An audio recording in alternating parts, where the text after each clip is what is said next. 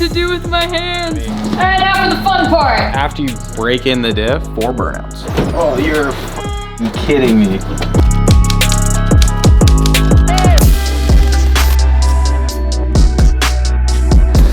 One turbo, 2 turbos.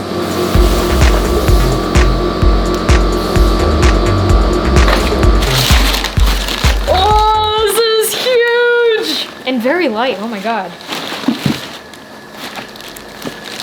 But wait, there's more. We are not playing games. I am so stoked right now, you guys. Aren't these just the 2 most beautiful hunks of metal you've ever seen in your entire life? This is like the size of my face. We're twin turboing the C8, but these turbos are for the G-body. So we're also twin turboing the G-body. The turbos for the C8 are already mounted, just not on the C8. Are you confused yet? We got turbos on turbos on turbos on turbos. What is going on, guys? Welcome back to the vlog and thank you for tuning in. The title does not lie. We are twin turboing my C8. We have actually been working on this for about 3 weeks now, and I'm really excited to show you where we were at and how we were able to make this all happen. But rather than delay the build, we were able to source another C8 to continue the development on the twin turbo kit on another car remotely in Texas in partnership with Peitz Performance. Obviously the plan originally would have been to stay in Texas with the C8 and develop the kit out there with them in person.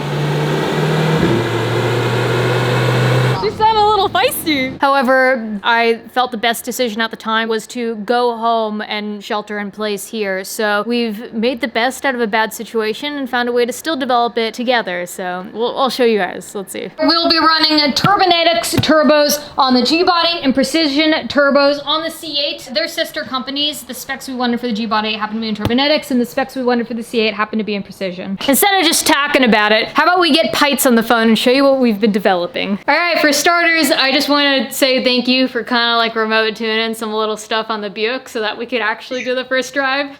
Yeah, no problem. Yeah. So awesome. That we could just like send you a tune, you do your thing, and then send it back, and next thing you know, we're driving. Hey, that's how it's supposed to go. But I want to show you guys the turbos off the bat, so maybe let's show them the placement, and then we can go into some of the nitty gritty of it. All right, cool. All right, so let's get to it. Twin turbos on a C8 has not gotten old yet, no matter how many times you see it. God damn, that thing's beautiful. All right, so we have the turbos here, and just so you guys know, right now we're still kind of in the mock-up phase. We had a lot of discussion regarding where we're gonna place the turbos, and I think that this is probably best. We've got the downpipes facing inward towards each other. So we're actually going to create an X coming out of the downpipes, and then we're gonna go back around to where the stock tips go. So I think that's gonna be best. It's gonna sound really awesome, and I think it's gonna be best for flow as well. With the placement, we've also designed the turbos to work with the stock cats. I mean, ideally this is gonna be like a street-friendly kit, so post-cat, and you had special flanges designed for the inlet. We did actually. Let me get that prototype for you, 1 second. Yeah, so the idea here is that Peitz Performance is creating a twin turbo package for the C8, and what we really want is for it to be reversible, so you don't have to cut the flanges off your stock exhaust. But there's a lot of factors that we're keeping in mind too. All right, so you see here, this is the flange on the passenger side. We actually had this cut on a plasma table. This is a prototype, because if you'll notice, the actual hole on the inside's too large, so we had to make that a little bit smaller. I think we went through probably 6 or 7 revisions to kind of get this where we wanted it to be. You cannot find this flange in the aftermarket. If you didn't make this on a plasma table or do something similar, you would actually have to cut the flange off the stock exhaust. This is the stock flange, and we replicated that same flange. All right, so you go to the driver's side, it's actually got a different style flange on it altogether. I don't know why they did that, but they did. So we actually had to do something about that as well. Luckily, we were able to source a flange just like this. I think it was actually from a company that sells them on eBay, of all places, but it worked perfectly. If you look at this guy right here, this is the same style flange. Obviously, we had to cut it down a little bit to make it work, and I'll go show you what that looks like on the car. Right up in there, you can actually see that flange, and there's the other flange that we actually made on the plasma table. I love that you guys are creating a Peitz Performance bolt-on twin turbo kit that is also, for the most part, fully reversible. This is just the beginning of it. There are obviously other things that we needed to take into consideration, like are we doing air to air or are we doing air to water? You and I both agreed air to water was the way to go, and I also love that we're also on the same page for it to have its own independent cooling system. Not only is it easier from an install perspective, but it's also better because you're not mixing two different systems together. And that goes back to the reversible factor too. Oh yeah, absolutely. So basically the whole idea of this kit is to where you don't have to cut anything. You don't have to make any compromises in terms of fit or finish. We are really going in the extra mile to make sure these turbos fit as perfect as they absolutely can. We spent probably a week on this hot side right now, and we're ditching it all and redoing it again. There's been how many revisions? What, 6 on the cold side? The intercoolers had 14 revisions? Yeah, the air to water intercooler, that's looking badass now. I cannot wait to show you that. It's awesome. Can we show them the intercooler? Yeah, absolutely. Let me lower the car down and I can show you guys some of that. Cool. Also, the cool thing about this, and this was Alex's idea to do a V-band flange on the inlet and outlet. I think that was definitely the way to go, and these turbos are so light. The turbo size that we are running on the C8 is a 6266. These puppies are a 6465, but more on that later. Let's show up close on the turbos. We actually went V-band on the outlet and the inlet going into the turbine. So this really makes it beneficial in the sense that we can clock the turbos, we can adjust them, and really make them fit exactly how we want them to fit. In addition to that, it also looks better. And one other thing I wanted to mention is we actually have a mirrored turbo design. So it really helps give it that exotic look, and we can't wait for you guys to see it. So the first intercooler was a cardboard cutout of the box my Nitrous came in. And you're the expert here. Let's show the intercooler system, because I know this was like a big thing to determine where it was going to sit, because we want it to be kind of in the stock airbox location, and you're the expert at this. Let me get the stock airbox too. That will help. The idea I had initially was looking at the stock airbox. I wanted to kind of replicate that, go in the same location, because it really is a pretty decently sized air-to-water intercooler, or it would be if it were an air-to-water intercooler. So that's kind of where I started from, and then we made many revisions after that. We're getting a lot further. This is the stock airbox, and I'm going to show you in the car here in a second, but I wanted to kind of go down the line to kind of give you an idea of my thought process behind this. This side is what actually goes into the throttle body, and then you have inlets here an inlet here for the scoops, which allows air to go into the filter, which is right here. So this is essentially acting like an air-to-water intercooler if it were a turbo system or what have you. Obviously it's not, but that's kind of where I drew inspiration. Then you have our initial mock-up, which is this guy right here. We did use the Zex box that the Nitrous came in, so kind of cool. Instead of having the inlets at the top, we have the inlets at the bottom, right? Because that actually maximizes the thickness of the intercooler that we can have. Because I'm going to show you guys that it actually tapers up and gives you less room to work with at the top versus at the bottom. Initially, I had them at the top, but then we realized and we wanted to maximize airflow, maximize core size. You've got the outlet right here. It's the same as right here. And now you have the core. So this is the beginning, and then we're going to build the intercooler around that. So this is the mock-up box inside the car. Now, as you can see, again, inlets on this side and an inlet on this side. The cold side is going to come up through here. It's going to be 2.5 inches, and it's going to go into this inlet right here. And then on the other side, of course, you're going to have the same thing because they are twins and they are mirrored. We're going to put heat wrap around the hot side to keep everything insulated from each other. And the other thing I want to show you is, again, there's a taper. So you actually have more room at the bottom versus at the top. Here is the intercooler core. You're gonna have inlets coming right here, inlets right here. You're gonna have what's called intakes at the front and the back for the airflow. Then you're gonna have an intake at the top and at the bottom. So water is gonna come from the top, flow through the intercooler as airflow is going the opposite direction. This core should support about 1,200 horsepower, roughly, at the crank. So that'd be pretty cool. What you're also lacking to tell people, you're being modest here, is that you ran simulations in order to see the flow on the intercooler to make sure that this was the best design. Oh yeah, absolutely. We definitely have to do that because otherwise, I mean, you could put the whole thing together, spend, $500 on the core, a few $100s in parts and labor, what have you, and put it in the car, and it doesn't work. So we don't want that.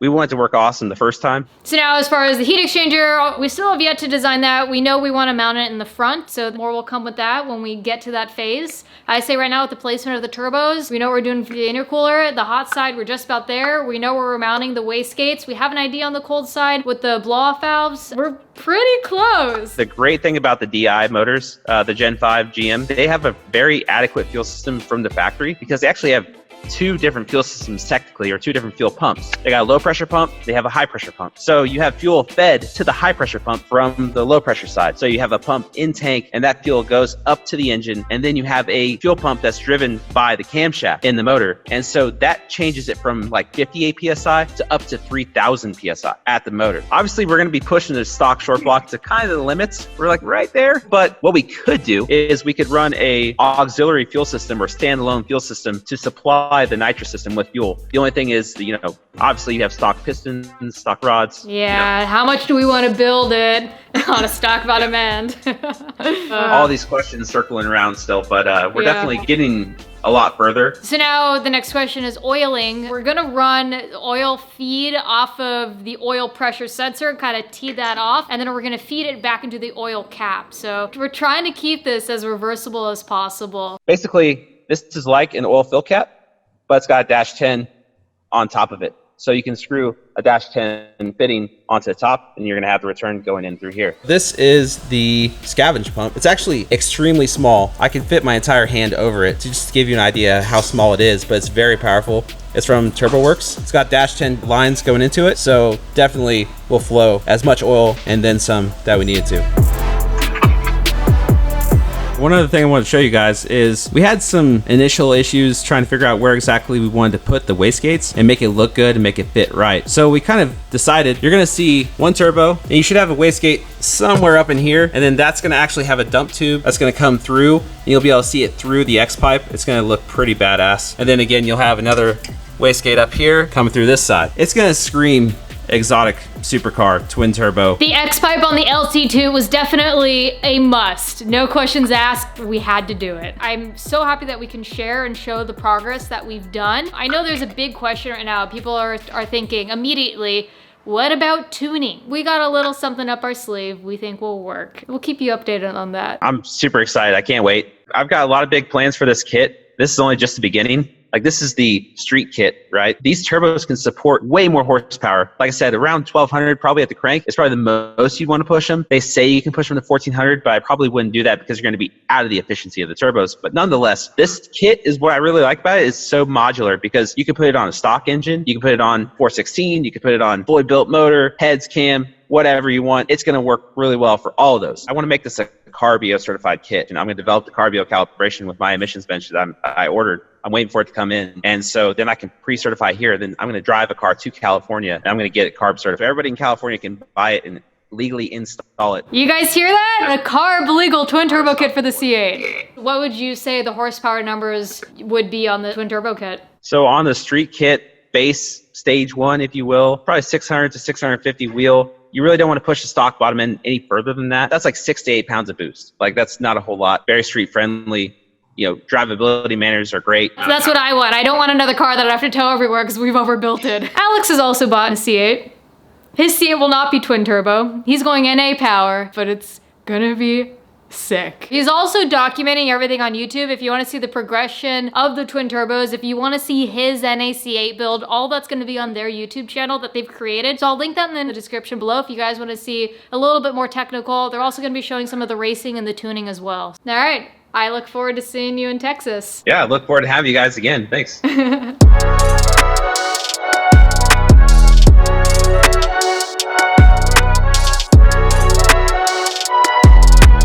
Now, just to show you guys, we did have a second box. Let's see what's inside this box. I think we already know what's inside of the box. This is for the G-Body. This is not for the CA, but check this out. This is the Godzilla, literally called the Godzilla Turbonetics blow-off valve, and we have the precision wastegate here. Man, this girl, she gonna be mean. So I'm really happy just to be able to show you guys what we've been working on. I am so passionate about doing a twin turbo kit on the C8, so it's so awesome that Alex and I met each other because obviously he's trying to design a kit of his own to sell too. So I'm really excited. I sincerely wish that I was able to be there in person. I'm just happy we're able to be innovative and think of a way and work around a way to design it together remote. In the end, I think it's better this way, and then when it's finished and ideally things get better around here, then I'll drive out there, we'll do the install, we'll do some dynoing and some drag racing and just have fun. Even if we tune her a little bit and do all the boosts in order to run 9s. I probably will detune her after that. I do plan on running a wider tire and a stickier tire for the drag racing portion of it, but I don't want a build that's just going to be stupid. I want it to be drivable, I want it to be streetable, I want it to be legal, and I really just want a good, reliable daily. I feel like this car already handles so incredibly well. The last thing I want to do is put an unnecessary amount of power to where the balance of power kind of gets ruined a little bit. I don't know if that'll happen. I mean, we'll see. I like this car. I want to take care of it. I want it to run and drive every single day.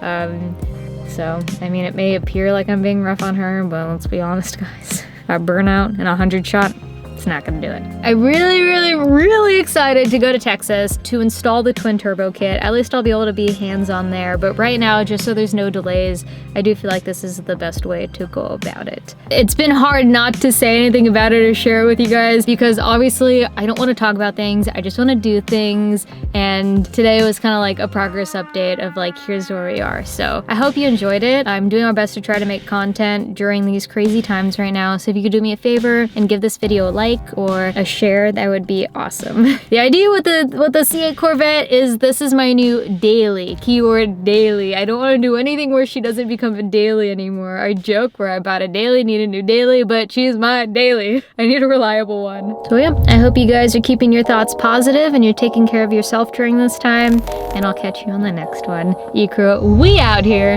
with love. Bye!